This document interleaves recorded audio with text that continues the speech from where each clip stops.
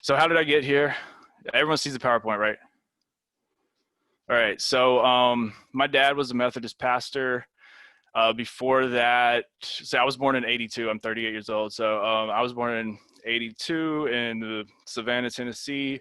My dad had been a musician, a touring musician. What he really did the most was he toured with a group of friends, and they did the hotel circuit and played top 40. They basically did covers and tributes of top 40 songs for hotels. He ended up giving up the music life for the family life, and he became a Methodist pastor. He went to seminary. But I was born in a small town in Tennessee. I grew up all over small town Tennessee. I worked on farms as a teenager. And that's where I started recording music. Graduated high school in 2000 from Coffee County Central High School in Manchester, Tennessee, where the Bonnaroo Music Festival is held every year. So then I went to Middle Tennessee State University. I got 2 degrees. I got a degree in anthropology. I have a degree in music business. Well, the degree is actually mass communications, but the focus is in recording industry, music business. I have a minor in recording industry production and studio technology. I also have a minor in entrepreneurship. But it took me like 10 years to get all those degrees. I was in and out of school for 10 years. I have 3 kids, and my kids were all born while I was in classes trying to complete my degrees. So let's start at the beginning. I started releasing music as an independent artist. My name is Jay Smo, but back then I was in a group called Bunks. Before we were Bunks, though, my friend and I, funny, his name is also Joshua, so we were known as Smo and Grow, which is the first 3 letters of our last names. His last name is Grosh. But we started like writing songs together on acoustic guitar. And our first year or 2 of college, we wrote comedy sketches, and we would write songs around our comedy sketches, but we weren't one genre. We would write different types of songs, rock songs, country songs, whatever. But most of them were acoustic guitar based, and we were just recording in my bedroom in my house with equipment we had bought and software that a friend had given me to learn how to make beats and record and all this. And this was I first got a computer and got online in like 95 when I was 13, 15-ish, that age range. And I've been online ever since. And I've always released music online. I uploaded my first song. We recorded it in 99, but like there was no YouTube, there was no MySpace. You didn't have Spotify. So we were on message boards, like posting poetry. And then Linkin Park was huge back in the day. The band Linkin Park, and they had a forum, and they had one of their message boards was specifically to poets and lyricists. And so we would get on there, and we had a whole group of people that I was friends with that we would go and post, and we would just share lyrics and stuff like that. And then we would all get on like ICQ or AOL Instant Messenger and talk to each other outside the forum, that kind of thing. But and then more and more message board type sites would pop up. So there were like, within the hip hop realm, there were like, I can think of probably 5 to 7 really major message boards that were existing at one time or another that had their rise and have now disappeared. But we would, like, all of us, this online worldwide community of hip hop heads were coming together, posting. We would share beats with each other. Then someone would download the beats. But we were doing this on message boards. There was no social media. So with like social media, YouTube and all that came out, it completely changed the game for everyone. I lost contact with almost all the people I was hanging out with back in the day, oddly, when social media started taking over. But on the flip side of that, I'd also I was not spending as much time online because I was dealing with being a parent and having infants and all that kind of thing. So I didn't even have internet available to me for several years of my life. And then I came back online, and the whole landscape had changed. It was MySpace, YouTube, Google. Spotify was not really a thing yet, but it was becoming a thing. It was mostly Napster and Pirate Bay. But Spotify, actually, there's this book called Spotify Teardown. Spotify actually stole Pirate Bay's technology. Then they started working, while they were taking Pirate Bay's technology and developing into what is now Spotify. They were working alongside politicians in Sweden, trying to make what they were doing legal within the confines of the music industry, while they got the guys that developed Pirate Bay thrown in jail. There's a book about this on Amazon. Also, this book goes in, they created these bots to go and do experiments. It's like a research study. That's what the book is. It's like the research study, but they go into the history of it too. Let me step back for a minute, because leading up to me being a do-it-yourself independent artist, I actually started learning how to run PA equipment and learning about soundboards. And I recorded my dad's sermons, and we recorded choir performances and things like that. So that started for me around age 13. And then I was also part of a traveling drama group. We toured to churches and events throughout Tennessee and northern Alabama, mostly rural places. It was really fun to do, but that's kind of like, that led up to me becoming an artist, essentially, because that's where I got the comfort with being on stage and in front of people. My point is, like, I'm comfortable with like being in front of people because of all that stuff. While I was in college and doing the independent music thing, there was a small group of us that we were all like, it was kind of like the hip hop heads that came together. And so during this time, I'm in college, I'm taking classes full time. So the whole time I was full-time student. Before parenting came into the picture, I was still living in my parents' house. My recording studio was in the upstairs. We called it the attic. Equipment that we put together. We had a software we were using, but I would just invite people over. We'd have all-night recording sessions. We'd come out, the sun would be rising, and then we would go to class, crash in the afternoon, wake up, do it all over again. But what we would do is I released several albums as a group with my partner. And my friends were doing this too, all at the same time. We were all like, we would get together and burn the CDs and then print out we would create the artwork and then print it out on the paper inserts and cut them with a paper cutter. Like, we were physically putting the CDs together. Then we would go over to campus and bars and venues and house parties, and we would just start handing out CDs to everyone. And that was our hustle for a long time. I had a group, there was a group we were in called Streetlight All-Stars. There was a group of 4 people. They got a radio show on the campus radio station. They kind of created an atmosphere and a platform for us weekly so we could go up there and hang out, and they would interview us and play our songs. And we would we would try to reach out to other artists in our campus community or in the greater community outside campus and try to get them involved. So there was a lot of it kind of brought the hip hop community within our region or within our city together.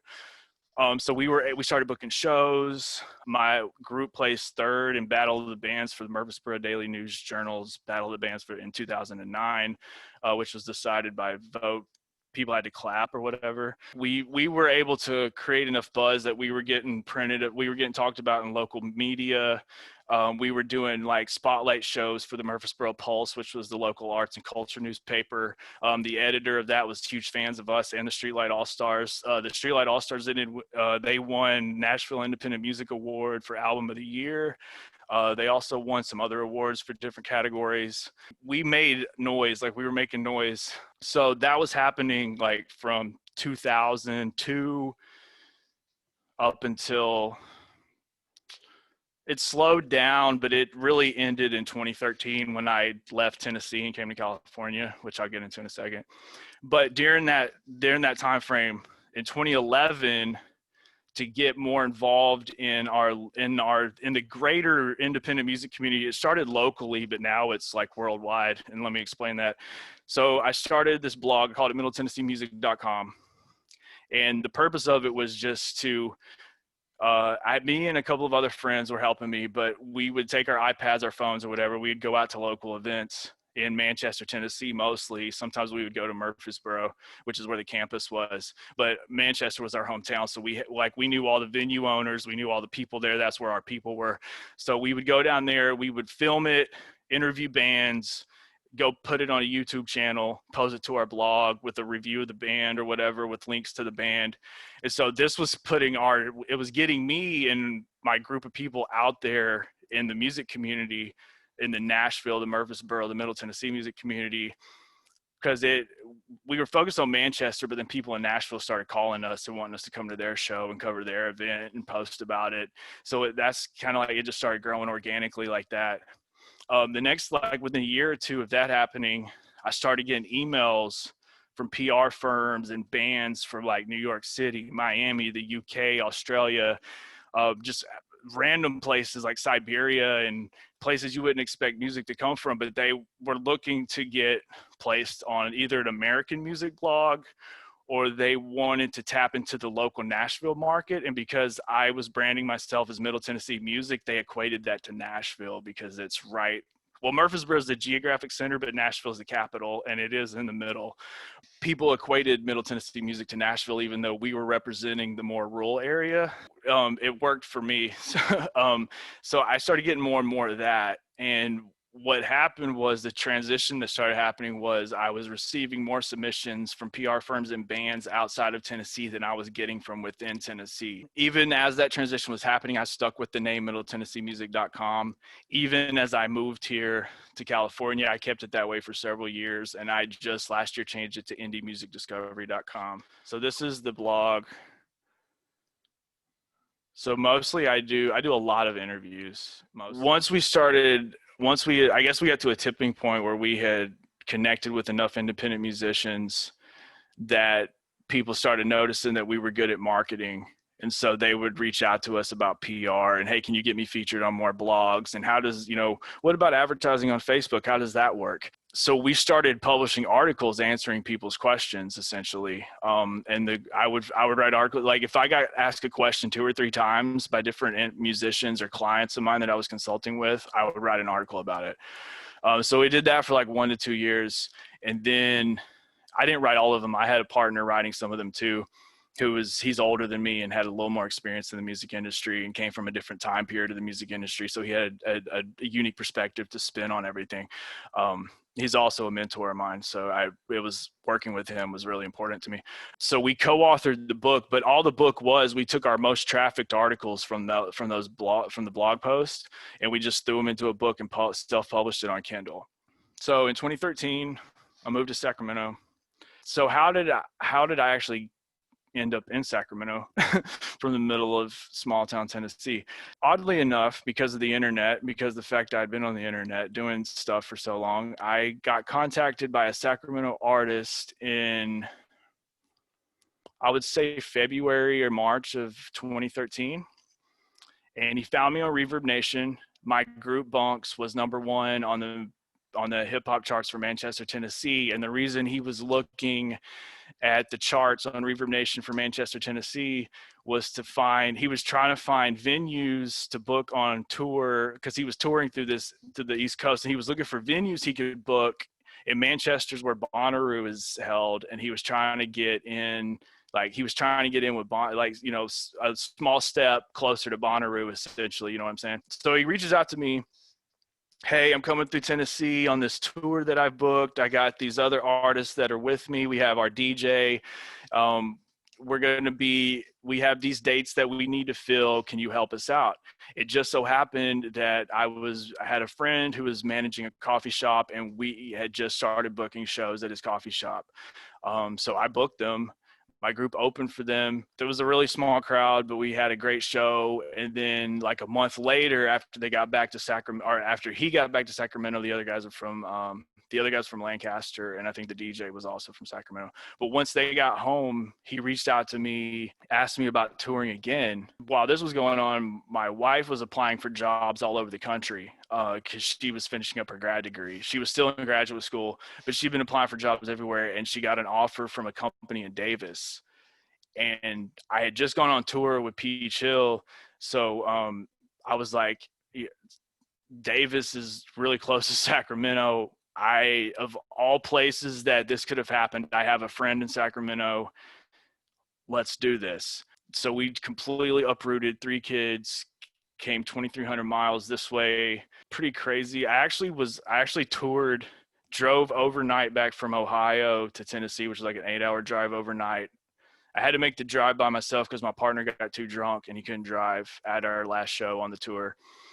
I dropped him off, went to my house. I actually didn't even go home from dropping him off. I dropped him off, went to the budget rental place to get a moving truck. I picked up the moving truck, then drove it home, slept, and then we started packing up and drove 3 to 4 days across the country to get to Sacramento.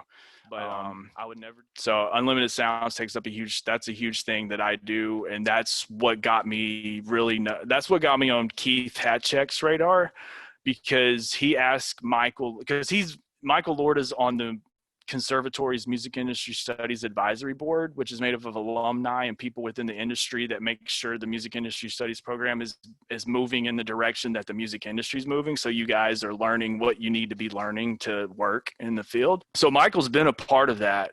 But 3 or 4 years ago, when we were still very, very young as a company, Keith asked Michael to bring the company in to talk to one of his classes. I don't remember what the class was, but we just talked about what we did, kind of like how we started. And I think it was just, I think the point was to talk about entrepreneurship in the music industry.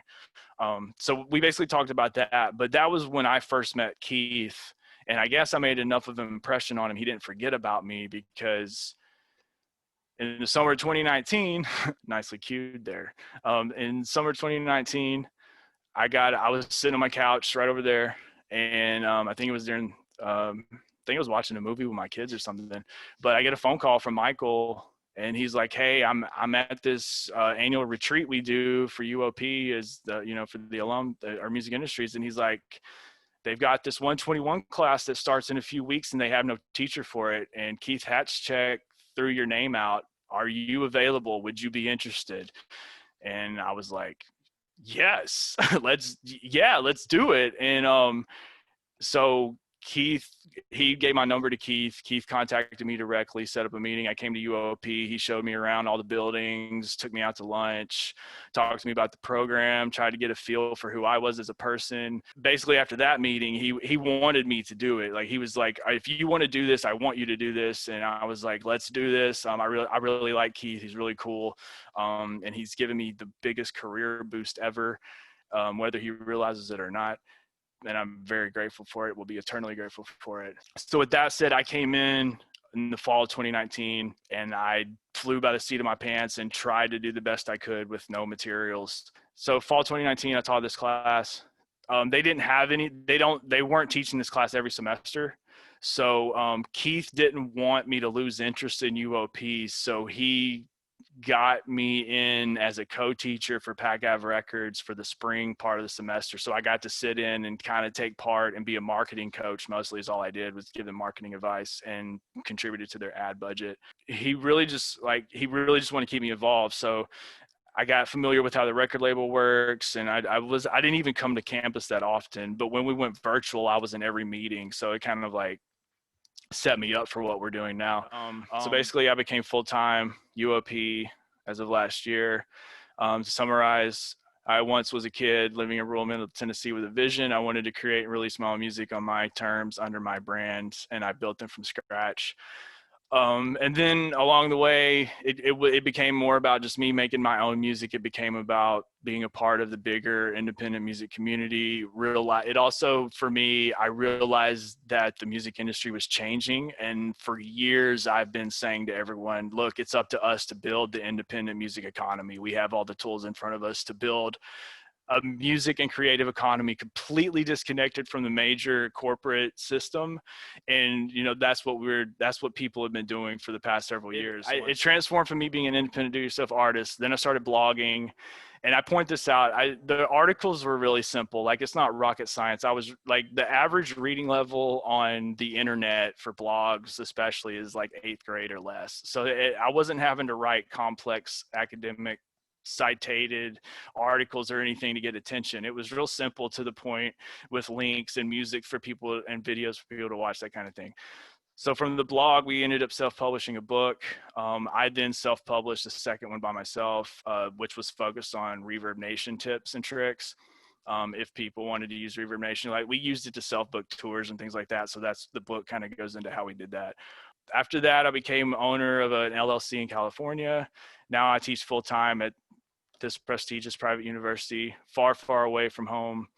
And my parents think I'm a celebrity for it, and I think they're ridiculous, but I'm doing my thing. But I got here essentially because I started a blog about independent music, which I've been passionate about for over 20 years. Like, I've been passionate about music forever. I got my first cassette tape when I was like 6 years old. It was MC Hammer's Pray. It was like a single. I think the year was 1988.